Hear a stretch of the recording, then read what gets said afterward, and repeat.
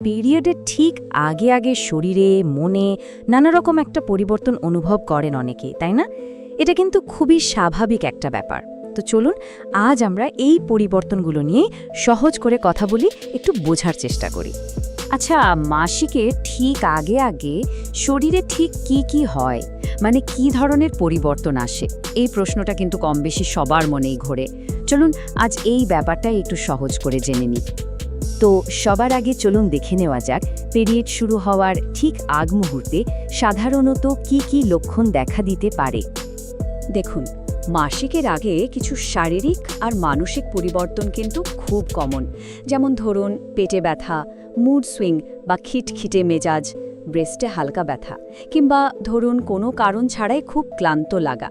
এই ব্যাপারগুলোর সাথে কিন্তু অনেকেই পরিচিত, আর এগুলো খুবই স্বাভাবিক। এখন মনে হতে পারে এই যে এতগুলো আলাদা আলাদা লক্ষণ, এগুলো কি সব ভিন্ন ভিন্ন সমস্যা? আসলে কিন্তু তা না। এই সবই কিন্তু মেনস্ট্রুয়াল সাইকেলের একটা স্বাভাবিক অংশ। মজার ব্যাপার হলো এই সবগুলো লক্ষণকে একসাথে ডাকার জন্য একটা নামও আছে। চলুন সেটাই এবার জেনে নেওয়া যাক।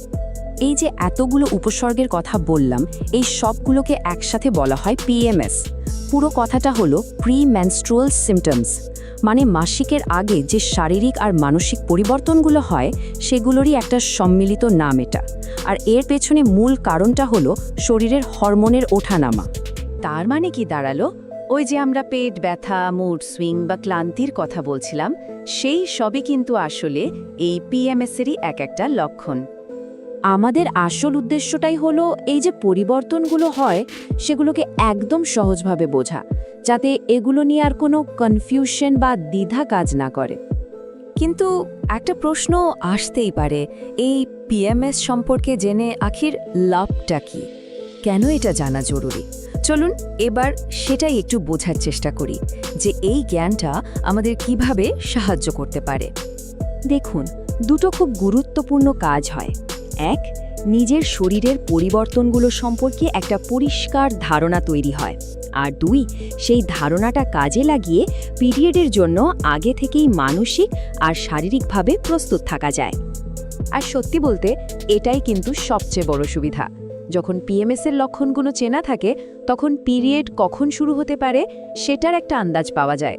ফলে হুট করে অপ্রস্তুত হয়ে যাওয়া ঝামেলাটা আর থাকে না। তাহলে সব শেষে একটাই প্রশ্ন, নিজের শরীরকে চেনা, তার সিগন্যালগুলো বোঝা, এটা আসলে কতটা জরুরি? হয়তো এই প্রশ্নটার উত্তর খোঁজাটাই শারীরিক সচেতনতার দিকে আমাদের প্রথম ধাপ।